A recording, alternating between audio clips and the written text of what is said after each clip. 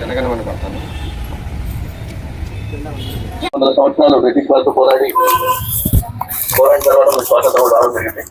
అదేవిధంగా స్వాతంత్రం వచ్చిన తర్వాత కూడా 3 సంవత్సరాలుగా బ్రిటిష్ వారి చట్టాలతో మనందరూ కూడా అవసరం ఉంది.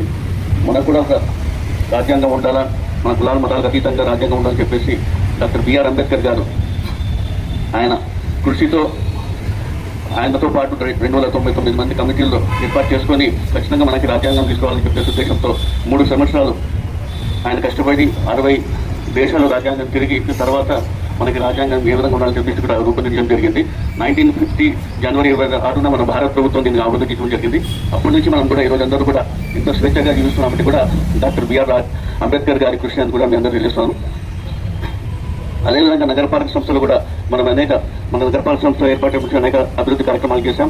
ఇంకా అనంతపురం నగరంలో జనాభా ఎక్కువ ఉండడం వల్ల 4 లక్షల పైన జనాభా ఉంది. ఇంకా మీకు మెరుగైన సౌకర్యాలు ప్రజలకు అందాల్సిన అవసరం ఎంతైనా ఉంది. వారందరికీ కూడా మనమందరూ కూడా ఇంకా అభివృద్ధి చేయాల్సిన విషయం కూడా అధికారులపైన ఖచ్చితంగా ఉంటుంది. దీని అందరికీ కూడా దృష్టిలో పెట్టుకొని అధికారులు చొరవ తీసుకొని ఆగిన పనులను కూడా ముందుకు తీసుకోవాలని తెలియజేస్తున్నాను. మరీ ముఖ్యంగా మరోసారి మీ అందరూ కూడా గణతంత్ర దినోత్సవ శుభాకాంక్షలు తెలియజేస్తున్నాను. అందరికీ నమస్కారం. గణతంత్ర దినోత్సవ శుభాకాంక్షలు మీ అందరికీ. ఈ సందర్భంలో ఈ కార్యక్రమంలో పార్టిసిపేట్ చేస్తున్న మేయర్ గారు మహమ్మద్ వసీం గారు, డిప్యూటీ మేయర్లు వాసంతి మేడం, అదేవిధంగా ఒకటం విజయభాస్కర్ రెడ్డి గారు, ఇంకా విచ్చేసిన కార్పొరేటర్స్, సిబ్బంది అందరికీ కూడా నమస్కారం.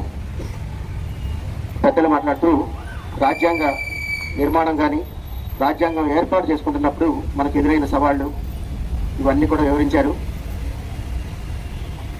భాస్కర్ రెడ్డి గారు చెప్పినట్టుగా ప్రపంచంలో ఉత్తమ రాజ్యాంగం, లిఖిత రాజ్యాంగం, చాలా పెద్ద పేజీలతో రాసుకున్న రాజ్యాంగం ఏంటంటే భారతదేశంలోదే. అంటే డీటెయిలింగ్ ఆఫ్ ఫ్యాక్ట్స్, ఎక్కడ కూడా చిన్న ఇబ్బంది వచ్చినా న్యాయ సమీక్ష అధికారంతో సహా, ఏదో ఆర్టికల్ 34 ఏదైతే ఉందో దాని ప్రకారం న్యాయ సమీక్ష చేసుకునే అధికారం అటు ప్రజలకి, అదేవిధంగా వ్యవస్థలకి, వ్యక్తులకి, ముగ్గురికి కూడా న్యాయ సమీక్ష అధికారం ఉన్న ఏకైక రాజ్యాంగం మందే.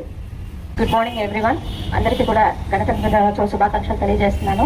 ఈరోజు ముఖ్యంగా డాక్టర్ బిఆర్ అంబేద్కర్ గారు రచించిన ప్రపంచవ్యాప్తంగా అతిపెద్ద రాజ్యాంగ హక్కుల్ని మనం తీసుకున్నటువంటి గొప్ప రోజు.